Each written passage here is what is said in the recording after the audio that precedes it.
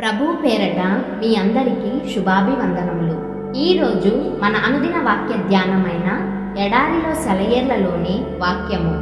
ఉదయమునకు సీనాయి కొండ ఎక్కి అక్కడ శిఖరము మీద నా సన్నిధిని నిలిచి ఉండవలెను. ఏ నరుడును నీతో ఈ కొండకు రాకూడదు. నిర్గమాకాండము 34వ అధ్యాయము 2-3 వచనములు. కొండ మీద కనిపెట్టడం చాలా అవసరం. దేవుణ్ణి ఎదుర్కోకుండా క్రొత్త రోజును ఎదుర్కోకూడదు. ఆయన ముఖాన్ని చూడనిదే ఇతరుల ముఖాలు చూడకూడదు.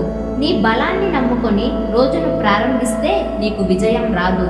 నీ హృదయంలో దేవుణ్ణి గురించిన కొన్ని ఆలోచనలతో, ధ్యానంతో అనుదిన జీవితంలోకి ప్రవేశించు.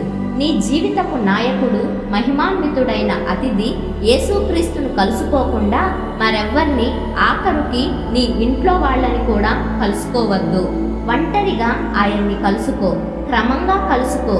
ఆయన మాటలున్న గ్రంథంలో ఆయనతో మాట్లాడు. ఆయన వ్యక్తిత్వపు మహిమ నీ దైనందిన జీవితంలోని ప్రతి పనిని జరిగించేలా ఆ పనులన్నింటినీ ఆయన అనుమతితో ప్రారంభించు. దేవునితో మొదలుపెట్టు. ప్రతిదినం నీ సూర్యుడు ఆయనే, ప్రాతకాలపు వెలుగు ఆయనే. చెయ్యాలనుకున్నవన్నీ చెప్పు ఆయనకే. ఉదయమే క్రొత్త పాట పాడు. అరణ్యాలతో, పర్వతాలతో, మంద మారుతాలతో, మైదానాలతో, మరుమల్లెలతో గొంతు కలిపి ఆలపించు. దేవునితోనే వెయ్యి నీ మొదటి అడుగు. నీతో రమ్మని ఆయన్ని అడుగు.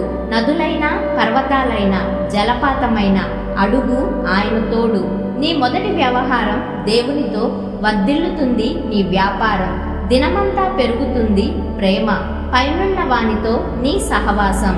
మొదటి పాట దేవునికి పాడు, నీ సాటి మనిషికి కాదు. మహిమగల సృష్టికర్తకే, ఆయన చేసిన సృష్టికి కాదు. దేవుని కోసం గొప్ప పనులు చేసిన వాళ్ళంతా ప్రతిరోజు తెల్లవారుజామునే లేచి మోకరించిన వాళ్లే. మాథ్యూ హెన్రీ ఉదయం 4 గంటలకు లేచి ధ్యానం మొదలు పెట్టేవాడు. 8 దాకా ఉండేవాడు.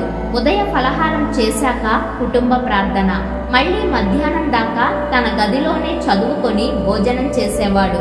మళ్ళీ 4 దాకా రాసుకుంటూ గడిపి ఆ పైన స్నేహితులను దర్శించడానికి వెళ్ళేవాడు. డాడ్రిడ్జ్ గారు ఉదయం 5 గంటలకి లేవడానికి, 7 గంటలకి లేవడానికి తేడాలు చెప్తుండేవారు. అంటే అలా రోజుకి 2 గంటల సమయం వృధా అయినట్టే లెక్క. డాక్టర్ ఆడమ్ క్లార్క్ గారి కామెంటరీని ఆయన పూర్తిగా తెల్లవారే సమయంలోనే రాశాడట. బార్నెస్ గారి కామెంటరీ కూడా ఆయన ఉదయం గంటల్లో పడిన కష్ట ఫలితమే.